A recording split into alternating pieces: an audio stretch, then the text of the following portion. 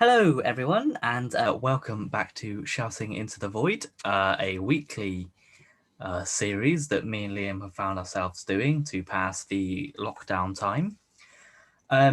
It's a series where we basically talk about Doctor Who for more time than we would normally, maybe. Um, and this week we are coming to the series finale of Series 1. And I'm going to get this in now. If you want to see more Doctor Who videos, by all means subscribe. We do plenty. But yeah, this is Bad Wolf, episode 12, isn't it? Yeah. Because 13 in series 1, whereas they've Yes. changed that sort of going forwards. Yeah, so this is basically the start of the end, especially for the Ninth Doctor. All three of our companions, Rose, Jack, all three of our characters, two companions, Rose, Jack, and the Doctor, find themselves in a variety of early 2000s game shows. And effectively, they have to figure out how did they get there, what's going on. There's a sinister plot sort of behind everything. But yeah, it's a part one, as we have had previously. So all of our questions probably won't be answered in this episode, although I do feel they do answer the burning questions in these episodes pretty well. But yeah, so what did you think? I really enjoyed it actually. I think particularly for like a part one, I enjoyed it more than most part ones, I think I would say overall. And yeah, it was cool to see some kind of hints early in the season kind of coming to fruition with this one and see things kind of start to get tied together. The mystery kind of carrying through a lot of the episode I thought was great. Love how they kind of ended things off to set up for quite the final battle. So yeah, it was cool to revisit this because I hadn't rewatched this in ages. If I rewatch, I normally watch Parting of the Ways. But yeah, it was good fun. I do have a few like things with it, but I know that's very very personal taste. But overall, I think it's really really solid.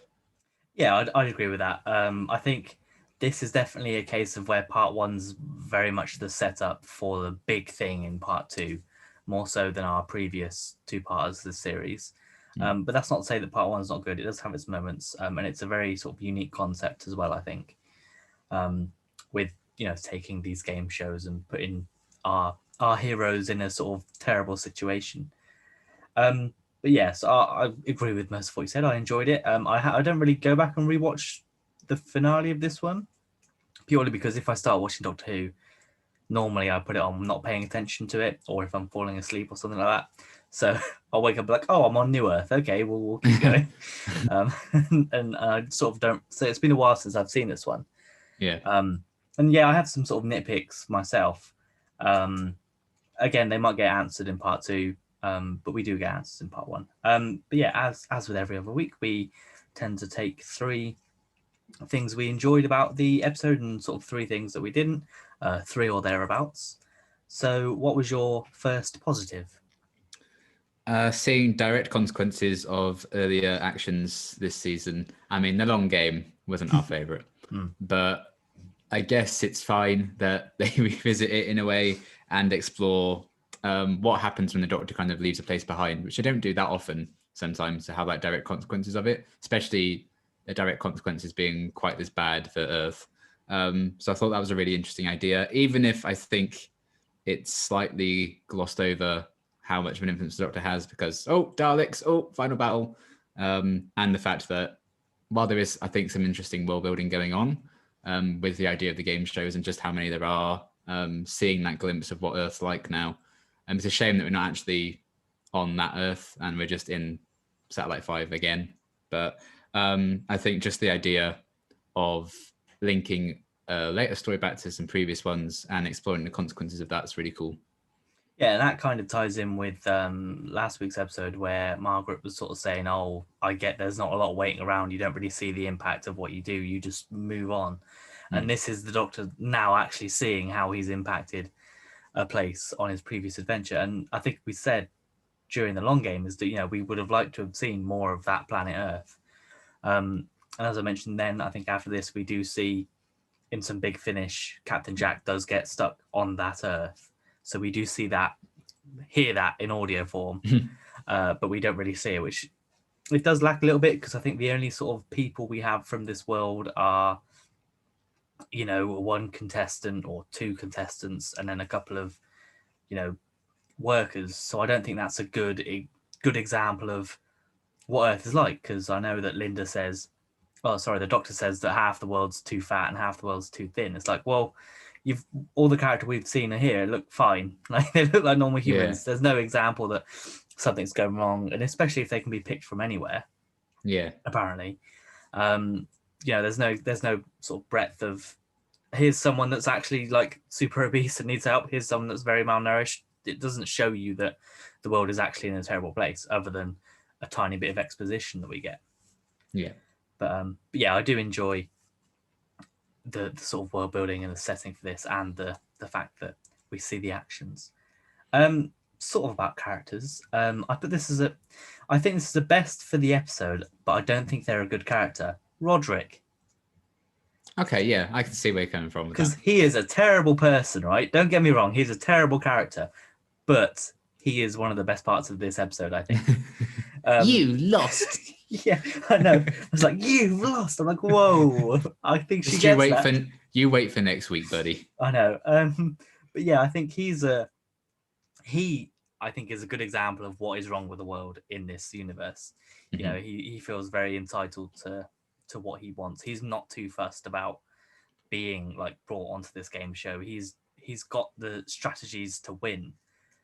Even if, I think he's slightly stupid anyway, because he does get a lot of questions wrong, despite him sort of bigging himself up and stuff. And although he's not the villain, he is the villain to Rose. Mm-hmm. Like effectively, he is the one that kills Rose. He's the one that sends her off. And as like a secondary villain in this, or to be fair, one of the only villains, I think he's a solid addition. Yeah. And obviously, next episode in part 2, we do see a resolution to his character, because he's kind of just sort of left at the end. Delicious. So I look forward to that. But yeah, for me, he's probably one of the best aspects of the show, one of the most enjoyable to watch, at least. Yeah. So what was your next best point? How they changed it up, I think, with the cliffhanger. It's not necessarily a cliffhanger for the Doctor or for the companions. It's a cliffhanger for the Daleks. Because they're like, oh shit, he's coming after us. What do we do? Panic, panic, panic. And I think it's not very often the cliffhanger is actually for the monsters. So the fact that they did that, I thought was really interesting. I mean, it is just the Daleks trying to exterminate. That's been a cliffhanger for God knows how many episodes of Doctor Who. But just that big reveal and the scale of it. Unfortunately, one of the fun facts I have, which we'll probably talk about later on, completely ruined it for me. But it's absolutely hilarious. I can't wait. But yeah, overall, I love how the Doctor just takes charge of the ending. And normally, the end of part 1, he's the one in the precarious, awful situation. But it's a big switch, and it just shows his hatred and his determination against the Daleks. So I think the cliffhanger is very unique and very cool. Yeah, the cliffhanger is also in my best bits. So I'll talk about it a bit now. I think the whole sort of last 5-10 minutes from where he breaks out of the prison to confronting the Daleks, I think is great. Yeah. It's a slow build to that moment.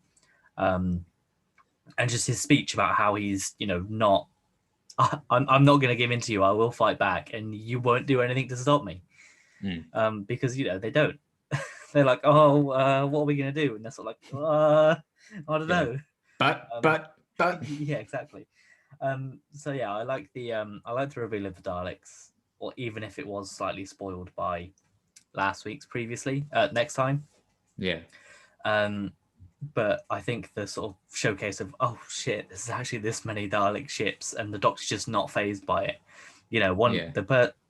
The person that he loves could be killed by this entire Dalek fleet. The whole Earth could be destroyed. And he's just like, nah, I'm not going to let that happen. And he's just so calm throughout. Well, I say calm. He does basically just like yell at them and be like, I'm going to kill all of you. Yeah.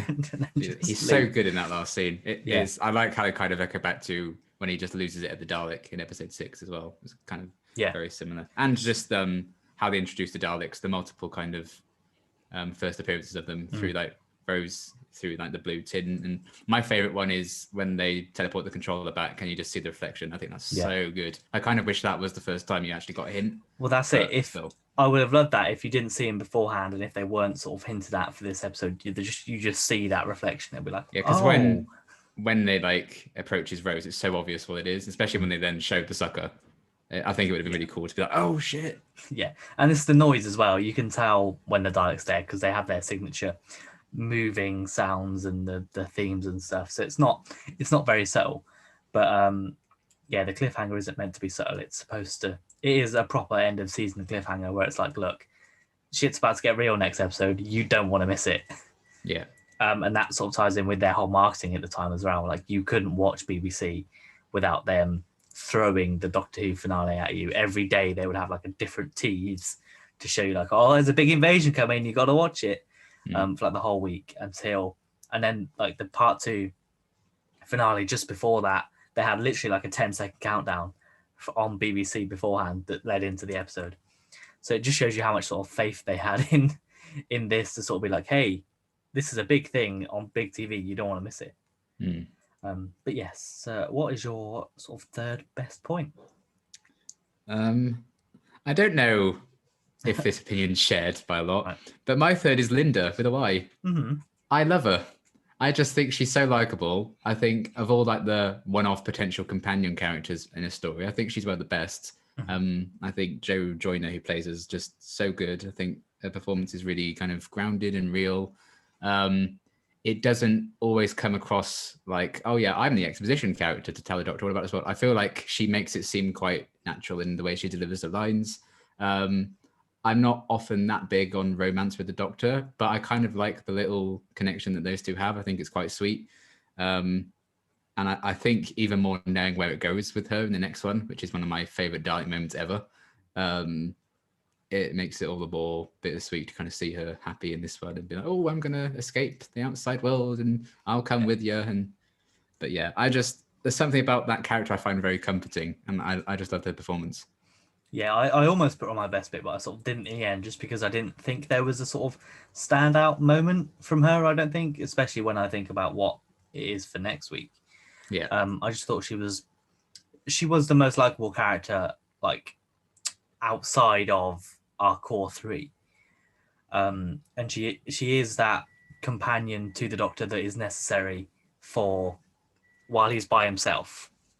Because if Rose was there sort of at the same time, then that wouldn't have happened. I don't think she would have come in as she did. But yeah, I do agree that she is very wholesome and maybe slightly naive, I guess. Yeah, I suppose in oh Jesus, I'm tearing up. I'm sorry, it's just Linda with a Y. Screw Linda with an I. I just think the human race are naive now because they can't go outside most of the time. Yeah. Basically. All they know of the world is game shows. Yeah, which, I mean, how different is that to now? But yes, that's fair enough. Speaking of game shows, for my best bit, I did really like the idea of the game show, like being trapped in a game show and having to win to get out. I know sort of last week you hinted that it might be in your sort of worsts side, and it's slightly dated, obviously because of the shows that are in there. But again, you could argue that maybe the human race has regressed so much that they're looking at kind of like us in the 80s. We're taking so much stuff from the 80s and we're remaking things and we're redoing things. It's effectively that, as far as I can see. Yeah. And the twists they put on each of them is good as well. But I do have a nitpick about this, which will probably segue into the worst bits. Yes. Obviously, in Big Brother and The Weakest Link, they get disintegrated, so they get transmatted. What would have happened in Jack's? Because they were going to butcher him. So they were actually going to kill him. Maybe they were just outright going to just cut him into a little Dalek mutant shape.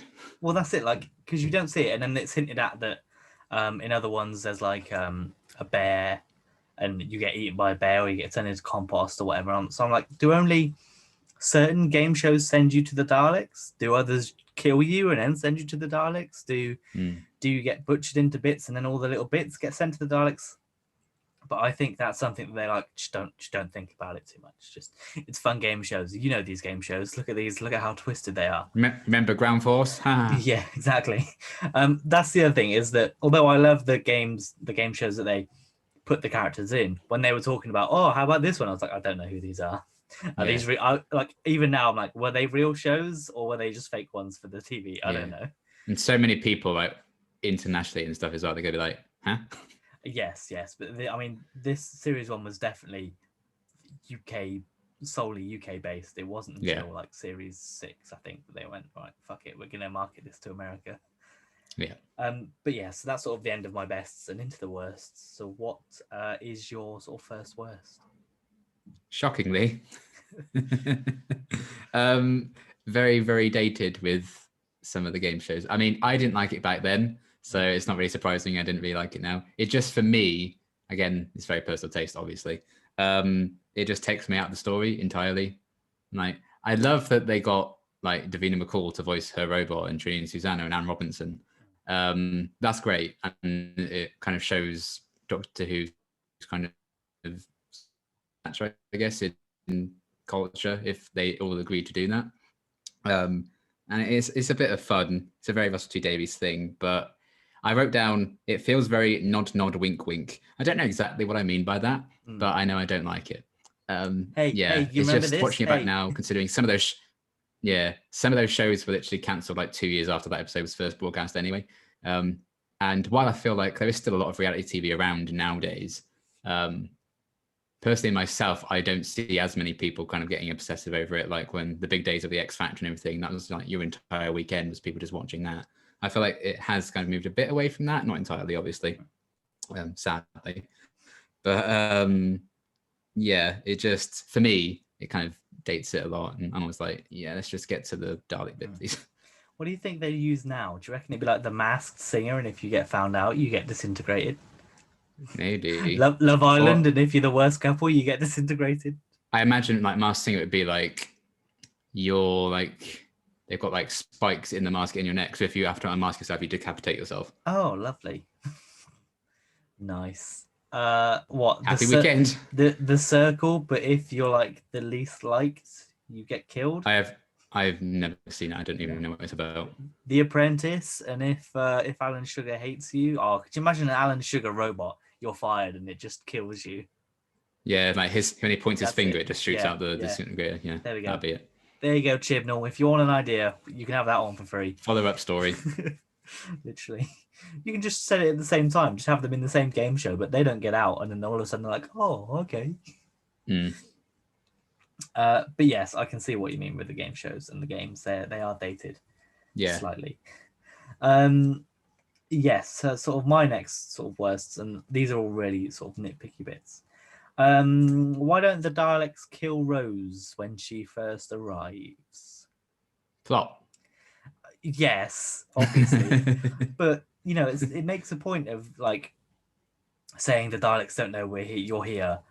So surely, if a human from a game show gets teleported in, she's straight to death. And do they all get teleported into that one, like, what is clearly like a flight chamber, rather than, like, some kind of holding pen?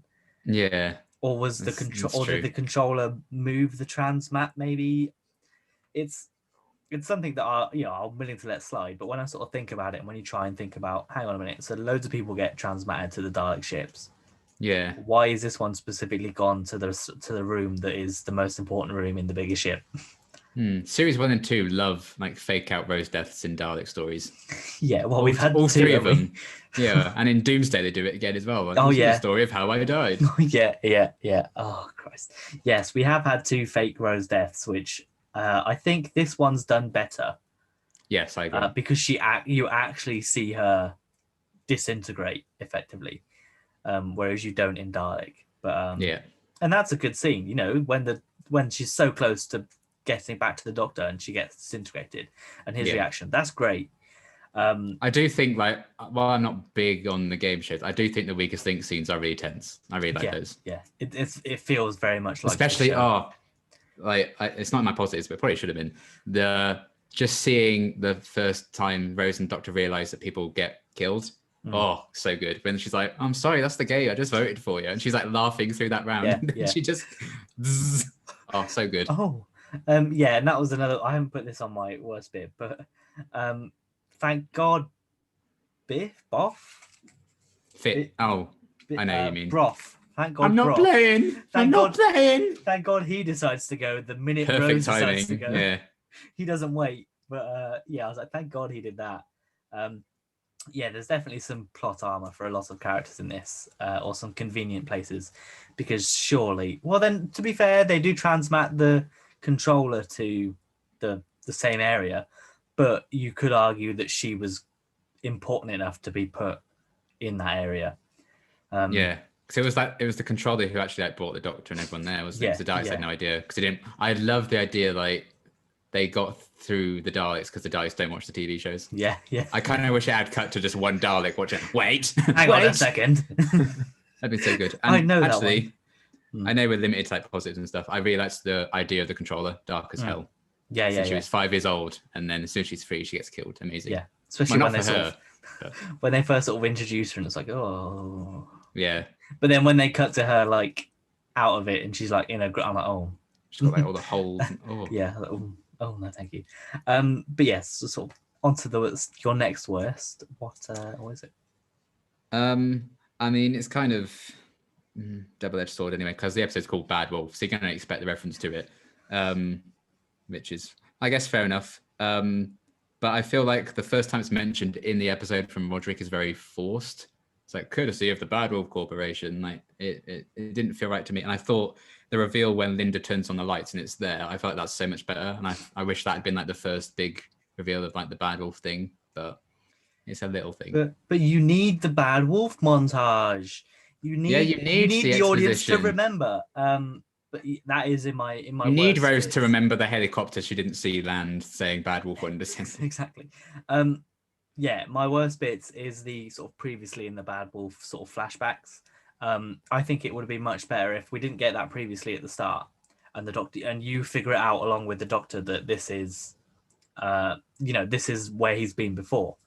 I thought that would have been better, and also the Bad Wolf sort of montage of, hey, here's how we heard it before, was sort of unnecessary. Yeah. But I get it's the kind of thing like you don't need it, because if people have been watching the series, they'll get the reference. But if they haven't been, you still don't need to show them, because they're not going to have missed it. Yeah, they're not going to understand the flashbacks anyway, because they don't have the context for them. No, unless they were trying to promote the earlier episodes to be like, hey, go watch these. Yeah, so you need to watch all of them. Get those viewings exactly. But I just thought those two were slightly unnecessary, and probably just put in for padding, or maybe some higher ups sort of thought, hang on, we need to sort of explain this maybe. Yeah. Maybe. But yeah, so that was my sort of next worsts, I guess. Yeah. So what's your final maybe worst? Yeah, it's my final, and it's very nitpicky. But if it is a teleport, it feels very cheap that they still leave behind ashes. So that make you think people have been turned to dust. I feel like that was a bit cheap. I get that. I think maybe that's done for effect on the contestants and TV shows more than anything. I think that they wouldn't want people thinking, oh, hang on a minute, if you're getting disintegrated, why is there nothing there? Yeah, so I think that's an added effect just to be like, hey, not necessarily for us, but for the actual characters, I think. But I just feel that's a bit of a faff. I feel like the Daleks wouldn't think of that detail. No, they wouldn't, but maybe Davies did. Yeah, but maybe in the universe the transmat just leaves behind ashes. I don't know. Silly. But speaking of sort of transmats, how did the TARDIS get on the station? Good God, I don't know. Because the controller transmats them out of it, so and then they're like, oh, don't go in Archive 6. So has Archive 6 always had the TARDIS in it? I assume so. Since the game show started. I imagine she just like took the whole thing, but then just took them out of the TARDIS and maybe. Yeah, but then like if these game shows have been going on for like years, how long's the TARDIS been there? Was it just put there like as the others arrived? I think so, because that female programmer was trying to get in. She's like, I need to check the records and stuff. So I imagine it's like a record room, but she's like, oh no, can't go in there. But I don't know. But it's fine. Yeah, I don't have an issue. Perhaps the TARDIS just figured out they were there and landed there in the first It's place. a lot worse, I think, in Satan Pit when the TARDIS is just at the bottom of the pit. Yeah. Sealed fucking pit. Oh, it's there. Ooh, it fell down. It fell down this sealed pit somehow. Yeah. But we'll get to that in 2023. Yes. And speaking of the transmat, I hate the way they showed Rose getting transmat. Yeah. Where she's clearly on like a board, and then you go ooh, and pull her towards the light. Because it's very similar. To be fair, it could be classed as foreshadowing for how she leaves next season. Maybe. Yeah. I don't think it is, but it could be now. But yeah, it just looked terrible. Because you're like, it felt very Meryl Streep going into the light at the end of Mamma Mia 2. Yeah. Because why don't, I guess at the same point, at exactly the same time, all three of them are being separated, which is why none of them try and run over and pull her back, because all three of them are doing exactly the same thing. They only had the budget to show Rose, maybe. But yes, that's sort of my last words, really. Overall, I'd say it was a pretty positive episode. Oh yeah. Did you have any sort of additional positives or negatives? I have some fun facts. Oh, go on then. All right, let's see this. Right, the working title was Game Show World, which I think is kind of boring. So thank God they changed it. And it was the last title of the series to be revealed, which I guess makes sense because it's like the series arc one. Yeah. This is the first season since season 4 of the classic series to have 2 Dalek stories in the same series. Oh. Exciting. The controller initially survived until the next episode, but then Rusty Davies was like, oh, maybe the Doctor can just talk to a Dalek Emperor instead. So let's kill her. That's much better. Yeah. Spoilers, by the way. This is the first appearance of the Deadlock Seal. Oh. Which goes on to play. This is the Doctor's true worst enemy in the new series. Yeah. They assumed Anne Robinson was going to say no, so they already hired an impersonator when she accepted, so they had to just get rid of the impersonator, which is a bit awkward. And then my favorite fact, I kind of alluded to this earlier, when the Dalek army is first revealed, the singing in the background is in Hebrew, and it's just them going, what is happening? What is happening? What is happening? So whenever you first see the Daleks, just know that the music in the background are just people screaming what is happening again and again and again. I love it. That makes sense, to be fair. I like that. I think that's made that scene better, to be fair. Yeah. What is happening? I love it. It's great. Also, this is the first episode we get a mention of Torchwood. Well, yeah. Touchdown. Yeah. It's an answer to one of the questions in Weakest Link. I think it says it's in Canary Wharf, doesn't it? Or London or something. Maybe. But yeah, it's the first hint of next season's sort of reference, which normally comes on the Christmas special. They start seeding that, and they do that in this Christmas special coming up more so. But I liked that it was clearly they were thinking of it in terms of what are we doing next season. So maybe that transmat was foreshadowing if they did Torchwood in there. Sure. What did you think about Jack's gun, the one that he had on him all along? You don't want to know. If it was any other character but Captain Jack, I'd be like, that's so stupid. But it's it's the most Jack Harkness thing I think he's ever done on screen. So I think it's quite funny. This whole episode is very like peak Captain Jack. He flirts with everyone that he gets introduced to. He grabs the robot. Yeah, he grabs the robot. He flirts with Linda, and he flirts with the male programmer guy. And then when he's leaving, he's like, the pleasure was all mine, and really that's all that matters. And leaves. Yeah, I did appreciate that his scenes before it kind of got a bit darkly blew him up. Even then, I think they were a bit more lighthearted than the others. So I think that was good to kind of split the episode up. Yeah. And then even like one thing I wanted to know is the Doctor actually knocks a man unconscious in this episode. The security were rubbish in this episode. Yeah, when they break out, like, first of all, like, that was so easy to break out. But then the man runs at the Doctor and he just goes, whoom, and just throws him into a wall, and he does not get back up. No. I was like, Rose is dead. I was like, that's great. And I'm like, does that mean they've had this plan? Like, did they plan for this in the TARDIS one evening, like, hey, if we were ever surrounded by security and needed to break out of prison, you take the lead. I'll cover your back, and we'll Yeah, go. so they definitely didn't let Linda know on the planet. No, I don't think no. she just stood there. She's just like, what? Because But maybe they're just talking in secret. I don't know. maybe, but they were like the whole point is they were silent throughout the whole interrogation scene, and the first thing is like, let's do it, and then I'm like, Yeah. what?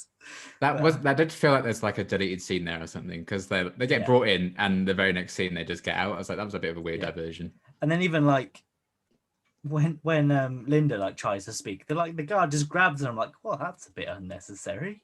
Yeah, how dare you touch her? Just so that you don't feel too bad for the Doctor knocking one of them out. Yeah. Oh, and yeah, I liked Jack's big gun that he changed the defabricator, which is a ridiculous name for a weapon. Does exactly what it says on the tin. Yeah. I did.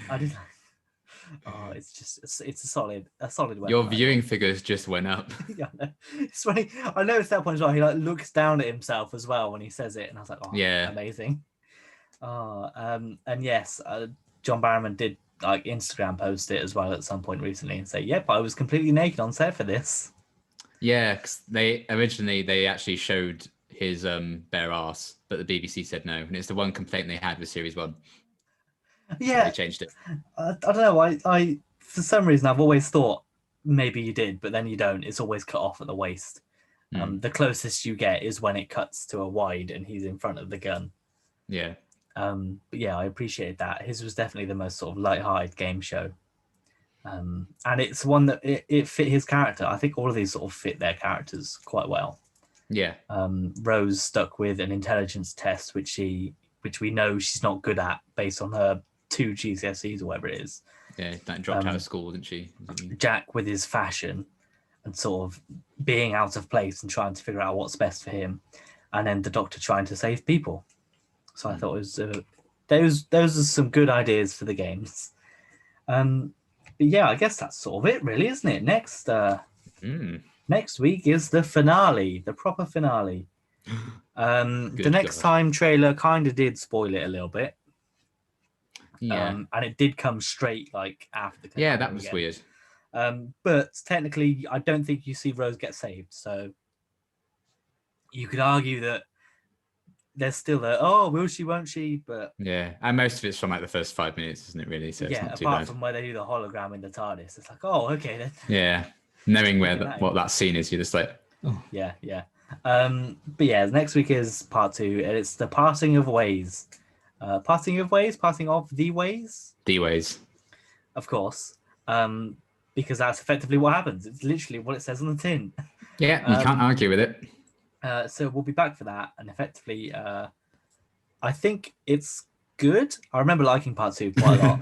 I like it a lot, just because of the Dalek fights in this. I think are excellent.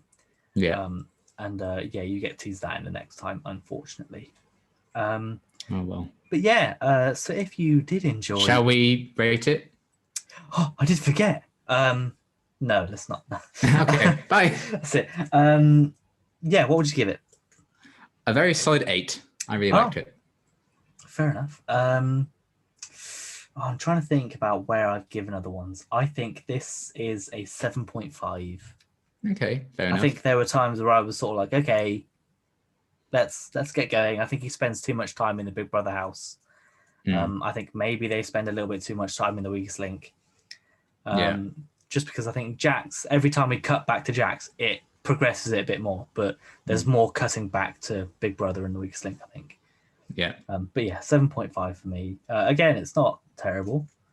No, I know. 75%. Just because, again, some people think, 7.5, horrible. No, it's not a 3. Yeah. We haven't given anything a 3. I say we even gave the long game, like, what was it, like a 5? We both gave it a 4. Yeah, so exactly. It's not as bad as that, even though it follows on from the long game. Yeah. But yes, we'll be back next week with the parting of the ways. If you enjoyed this, by all means, leave some likes or some dislikes. What do you think is going to happen in part 2? Do you think the game shows were dated?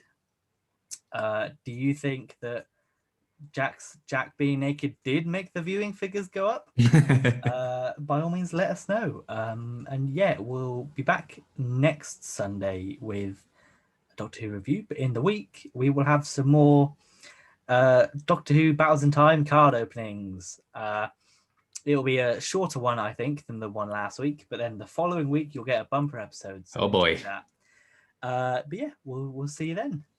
Bye. Bye. Or maybe no head at all. That would be so outrageous. And we could stitch your legs to the middle of your chest. Nothing is too extreme. It's to die for. Now, hold on, ladies. I don't want to have to shoot either one of you. But you're unarmed. You're naked. But that's a compact laser deluxe. Where were you hiding that? You really don't want to know. Give me that accessory.